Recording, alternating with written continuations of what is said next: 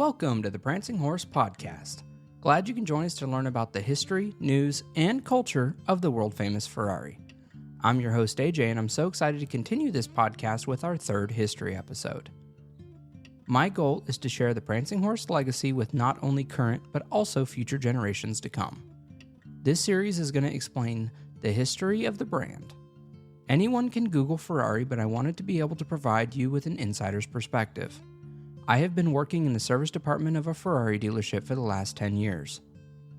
I started my career with them as a car washer, then apprentice technician, master technician, to shop foreman, and now I'm the service manager.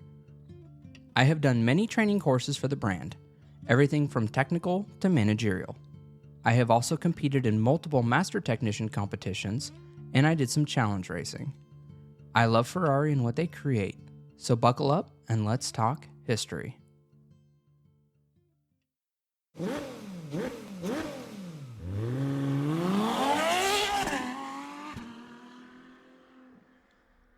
After the Monaco Grand Prix that took the life of Bandini in our last episode, all of the tragedy brought some huge changes to the FIA and the safety of drivers. Following the race, straw bales were banned from the Grand Prix circuits. Also, the development of fire-retardant fuel systems and flame-proof clothing for drivers and marshals were prioritized, and camera crews could no longer fly a helicopter low over a burning car again. If nothing else, it was definitely a learning moment. This accident, as well as many others, ultimately made the sport safer for drivers, staff, and fans. Although Dino, Enzo's son, had been gone for some time at this point, we would see the first Dino road-going model in 1967, the 206 GT. Produced by Ferrari but sold under its own brand, the Dino mark, with the body designed by Pininfarina and built by Scaglietti. The 206 GT used a transverse-mounted, all-aluminum 65-degree V6 with dual overhead cams and 3 Weber 40 DCN carburetors. The first car ever produced by Ferrari with an electronic ignition and a direct rack and pinion steering system, this was a technological leap forward for the brand. Using an all-aluminum body, fully independent suspension, and disc brakes on all 4 corners, this was a big deal. Up to this point, the cars had only been made with front engine designs, so this design did something completely new. Ferrari had never produced any such car for the road, an amazing wave towards his son who helped him design that very engine.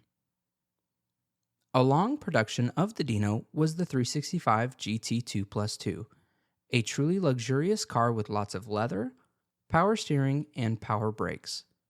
Independent rear suspension and electric windows with the ability to add air conditioning quickly pushed this model to the top of the sales charts. 800 cars were produced in just 4 years. 1967 also saw the creation of the 275 NART Spider. Commissioned by the North American Racing Team, or NART, this was a special car built on the 275 GTB 4-cam, but in a Spider version. Only 10 were ever built. Luigi Chinetti had intended to run 25, but due to low sales, this would not happen. With a yellow NART badge on the back and a canvas drop top above you, this was one of the most interesting and special cars to ever roll out of the arches of the Maranello factory.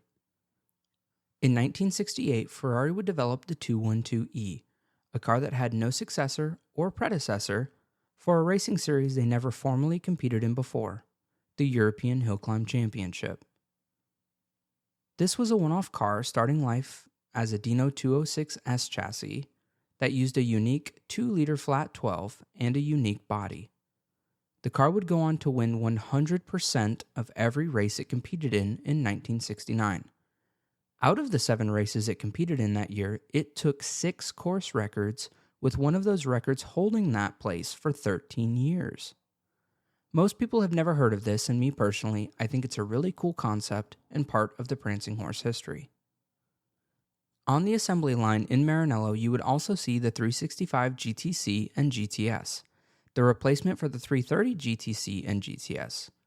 Increasing the displacement from 4 to 4.4 liters, the styling remained almost unchanged with the exception of minor changes, like vents moving from the fender to the hood. Using a new gearbox brought the car to a perfect 50-50 weight distribution. 168 coupes and only 20 spiders would be built. Ironically enough, the successor to the 275 GTB4 was also released the same year, and this car is known around the world as the Daytona, even though this name was never officially used by Ferrari. The 365 GTB4 Daytona. The car radically changed style from the previous 275. Using a 4.4-liter V12 found in other models with 6 Weber carburetors and 352 horsepower. This was an answer to the Miura. With a front mid-engine configuration instead of a rear mid-engine configuration, Enzo was quoted as saying, "A horse pulls the cart, it doesn't push it." Media at the time would agree. With a 2-mile-an-hour faster top speed and a quicker quarter-mile time, it was labeled as the anti-Miura production car.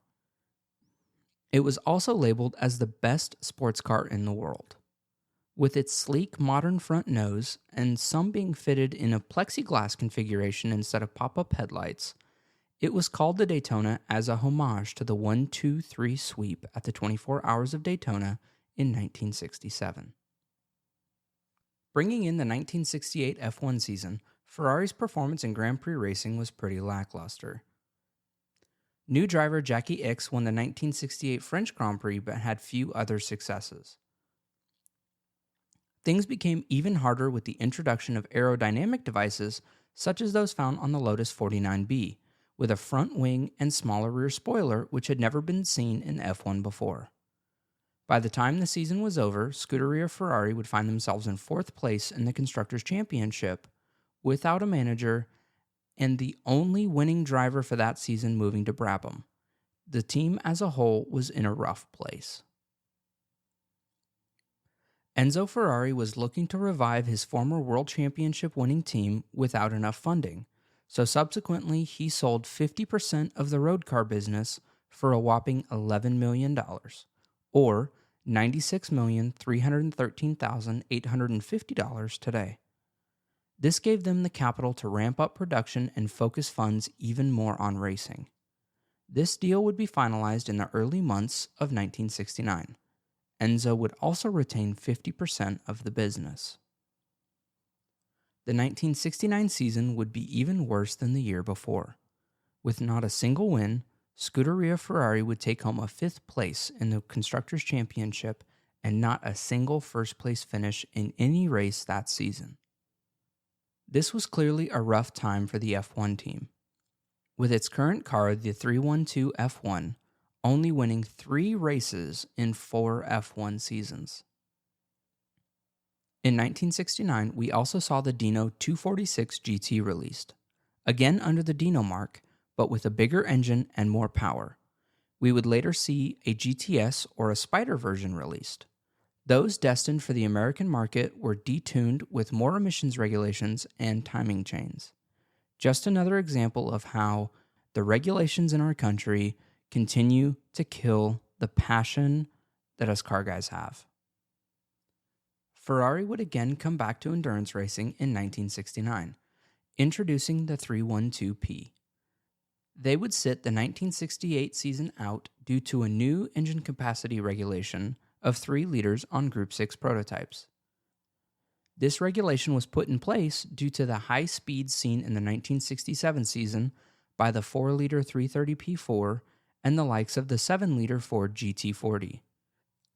Despite having a suitable engine that would have been used by the likes of the F1 team, Ferrari would sit this season out. But in 1969, with the 312P, Ferrari would bring a 3-liter flat 12 engine that was essentially a 312 F1 car with a Barchetta body on it, and then later that year with a closed-top Berlinetta. With Ferrari short on money during development, only 1 car would be fielded for the 12 Hours of Sebring. With Mario Andretti and Chris Amon at the wheel, they would take 2nd place at Sebring, bringing rising hopes that the team was back on the up and up. However, the rest of the season would only show that the Porsche 917 in Group 5 racing was very competitive, and this gave Enzo an idea. For the 1970 season, Enzo would use the same loophole that Porsche did. Using some of his newfound wealth after the Fiat sale, Enzo would build 25 examples of his new car, the Ferrari 512S, to compete in Group 5. This was a 5-liter flat 12 engine with 560 horsepower. Even though it was 100 kilos heavier than the Porsche, it was later shown that they were fairly evenly matched in performance, but not reliability. Ferrari would win the 12 Hours of Sebring that year, but the Porsche 917 would take the other 9 victories. Even with the addition during the season of the 512M, which was a closed-top modificata version, resembling much more of that of the 917. The 1970 F1 season would see the release of the 312B F1 car, using a new flat 12 engine, and with the unwinning Chris Amon gone, Jackie Ickx and Clay Regazzoni would bring the car to a second-place championship finish in the World Constructors' Championship. 1971 would be about the same. Using the same car as the year before for the first 3 races, the newly signed American driver Mario Andretti would take victory at the South African Grand Prix in the first race of the season. With the new 312B2 taking the track on the 3rd race that season. However, due to a new rear suspension and the switch to Firestone tires, the car would have a severe, teeth-rattling vibration when pushed to the limit. Unsuspected vibrations in a race car are not confidence-inspiring to a driver, and in my opinion, create a brain-altering block unlike any noise or visual issue you can see, so it's not surprising the car would only see 1 win and a multitude of retirements that season, mainly at larger, faster tracks. Overall, Ferrari would take 3rd in the World Constructors' Championship. In the road car sector, with Fiat now on board, we would see some really cool updates to the lineup. The first being the 365 GTC4. As the successor to the 365 GTC, this wouldn't be just a simple engine update as we had seen previously. Taking the new sleek, updated, modern styling cues from the 365 GTB4 Daytona, the car would integrate pop-up headlights, the same Daytona chassis and suspension, essentially making a luxurious 4-seater Daytona. Power steering, electric windows, and air conditioning were all standard. Instead of the downdraft top-mounted Webers like the Daytona, the 365 GTC4 would use 6 side draft or side-mounted Weber carbs. This would allow a lower hood and overall a more wedge-shaped design. During its short 2-year production, only 505 examples were ever built. 1971 also brought us the 365 GTB4 competition. Based on the road-going version, the competition was up to 400 pounds lighter with the use of aluminum and fiberglass. Also plexiglass windows and plexiglass front light covers. A total of 15 cars were made in 3 separate batches for the likes of its clientele who wanted to go racing with GT cars, such as the American-based NERT team. Taking an outright win at the Tour de France and a class win at Le Mans, this was a pretty cool concept. Although factory support was almost nothing, many privateer teams found great success at the support of other race shops such as Holman Moody and the likes of others. For the first time in Ferrari history, the brand would break through the 1,000 unit sales mark. During the 1971 season for sports car endurance racing, the Ferrari 312 PB, as it would later be known to avoid confusion with the original 312P, would make its debut at the 1,000 kilometers of Buenos Aires. At the pedals were Ignacio Guintini and Arturo Merzario. This car would look even more like the 917, but with a 3-liter flat 12 engine out of the 312B F1 car. Although these engines were not perfectly identical and interchangeable, they are very close. During that 1971 race, we would see another Ferrari fatality. During the race, Ignazio Guintini would run into the back of the Matra Simca's MS660 of Jean-Pierre Beltoise.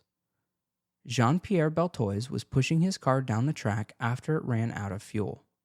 This was well televised and happened in front of hundreds of spectators, without a doubt leaving a mark on what was needed to continue the improvement of safety and driver awareness on track. Due to the impact and subsequent fire, Guintini would soon perish and Jean-Pierre Beltoise would have his racing license suspended for some time. This would leave a huge cloud over the 1971 season and the team would not win a single race for the rest of the season. Their luck would change, however, for the 1972 season. With a win in every single race it entered, the only race it would not enter would be the 24-hour of Le Mans, as the team knew the delicate F1-based engine would not last a full 24 hours there. 1972 would bring a revised Formula One car from the previous year. After all of the issues they had with the rear suspension, they would move back to a more traditional setup. But due to lack of overall innovation, they would find themselves moving farther back in the field. Finishing fourth in the Constructors' Championship for the season, they would take a win with Ickx driving at the 1972 German Grand Prix at the Nürburgring.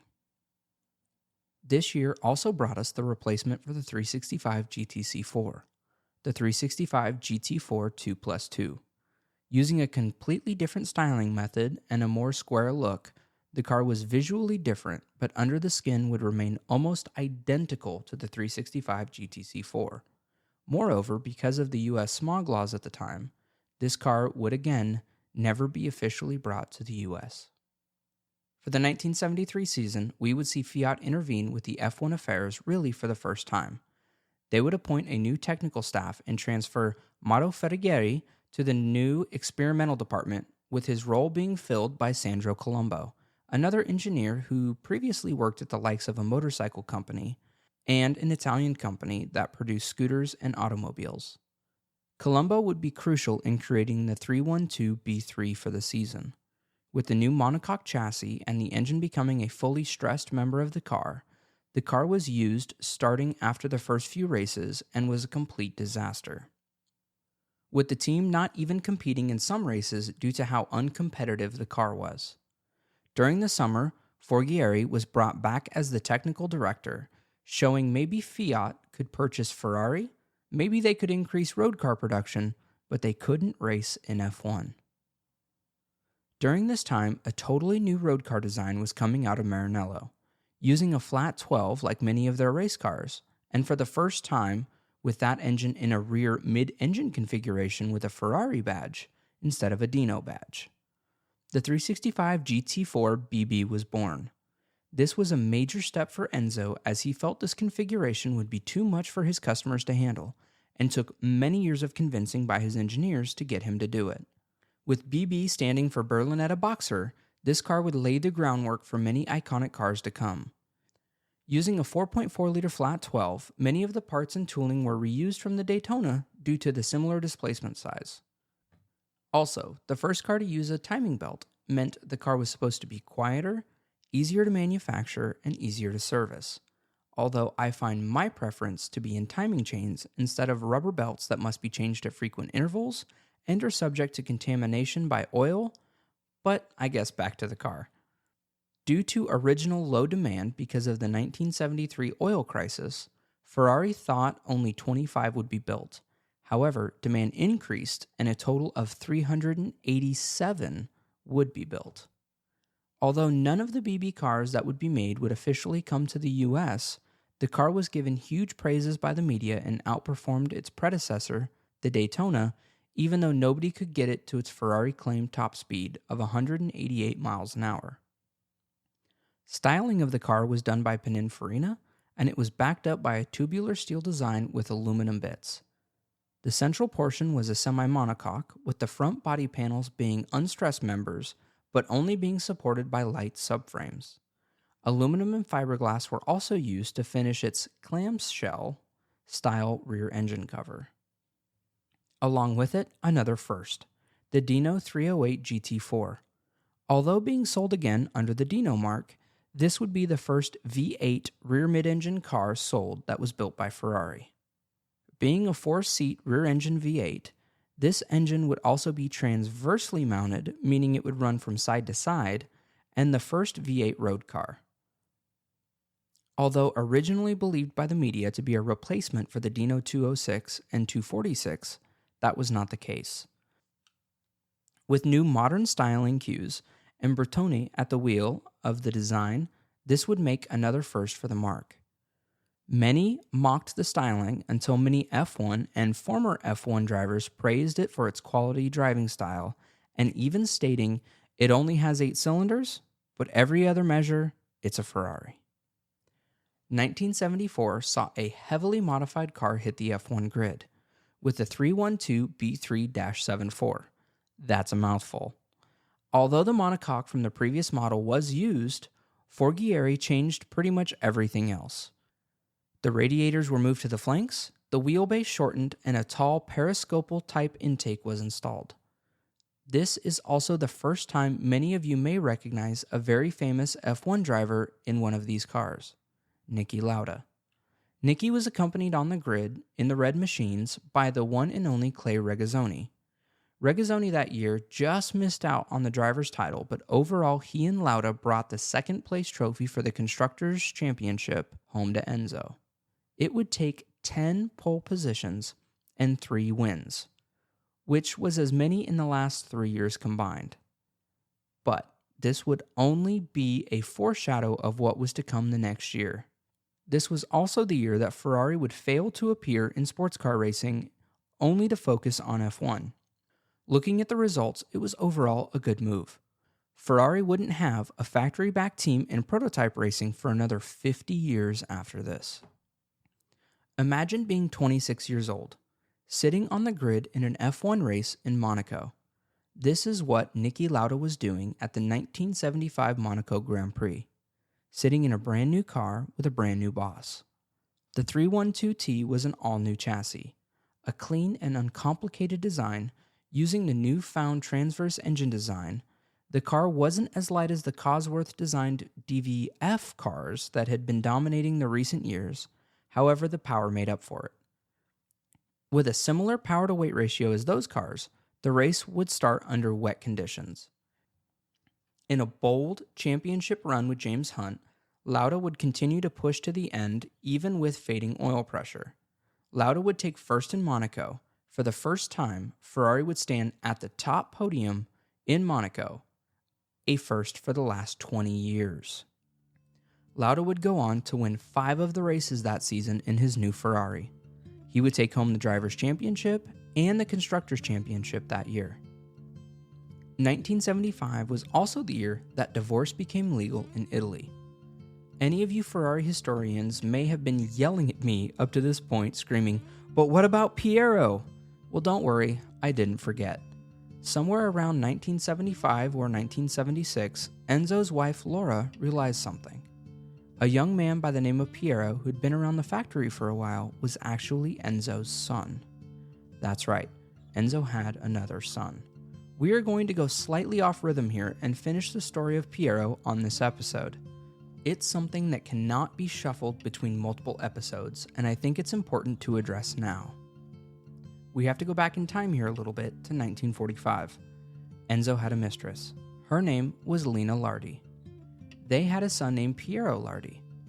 This was a well-known secret only revealed to Enzo's closest confidants. His wife Laura would refer to Piero as a bastard anytime he was seen around the factory. It would not be until after Laura's death that Piero would be recognized as Enzo's son. In 1978, Enzo would adopt Piero, and he would change his name to Piero Lardi Ferrari, taking his rightful surname and continuing to work at Ferrari. As of this recording in January 2024, Piero still has a 10% stake in Ferrari that was given to him by his father, and he is the vice chairman of the board.